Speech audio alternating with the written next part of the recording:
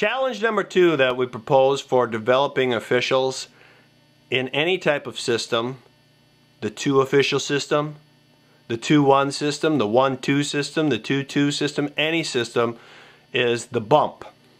So let's say we get caught. We have traffic over here. I'm just going to label that T for traffic. We've got traffic over here. Right? They're cycling the puck in the corner, something, and we're caught. We can't be here. We don't want to get pushed out too far. So the referee is caught in and amongst a cycle or some type of traffic in the corner.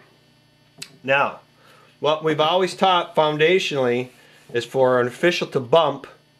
Play is coming around. They have no choice but to step out, and they keep their sight line out here. So we keep our back to the play going behind us. That's the bump, and then as soon as this play passes, the official gets back to the wall. That's the bump now it's taught, and we're going to turn that exactly 180 degrees. So play comes around, for whatever the circumstances are, you cannot avoid bumping out. So rather than bump with our back to the play, we've got a forward being pursued by D or more, maybe a center, defensive center is over there helping out. Anyway, we got players here.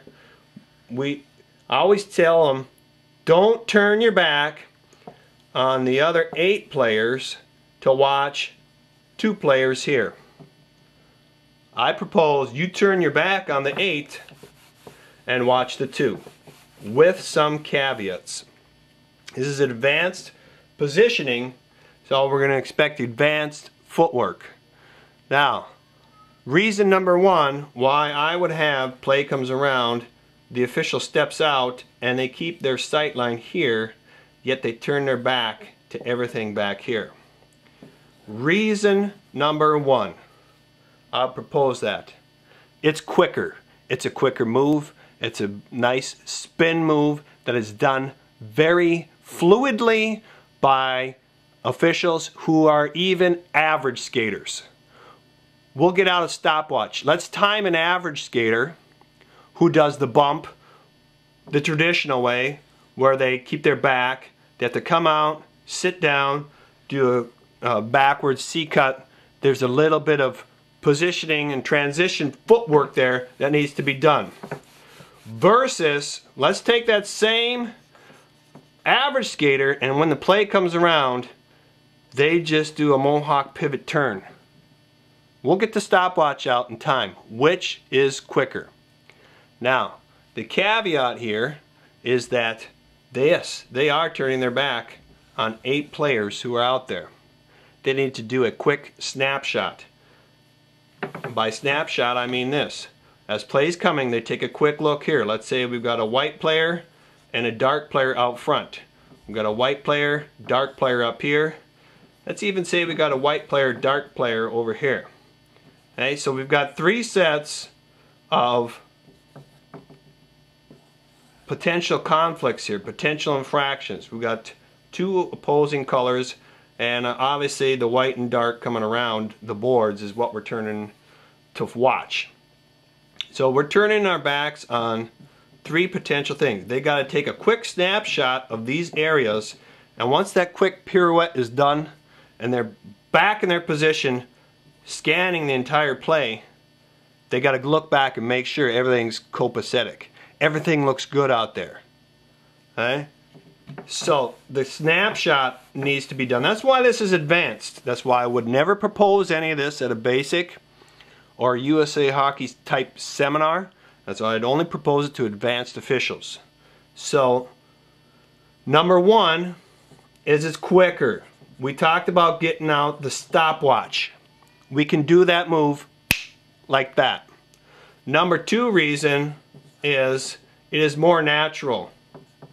We have to break officials of that habit. Think about the past times where you've been involved, either evaluating, you've been evaluated, you've seen different officials do that, and they do it naturally. Okay?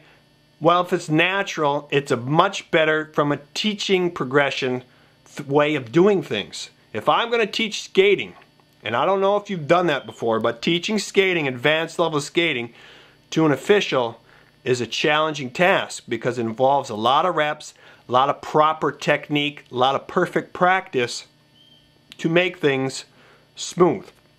That traditional bump move involves advanced skating techniques that are hard to teach.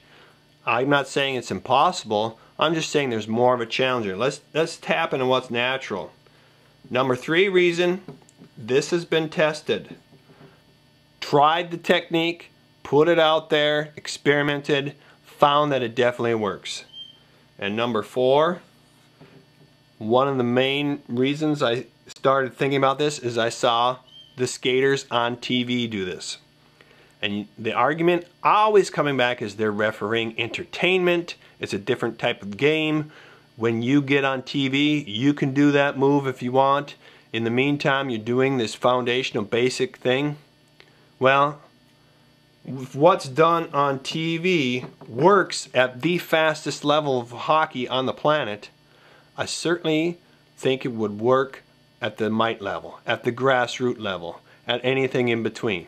Teaching a referee to do that who's at a proficient and advanced level is the challenge that I give here.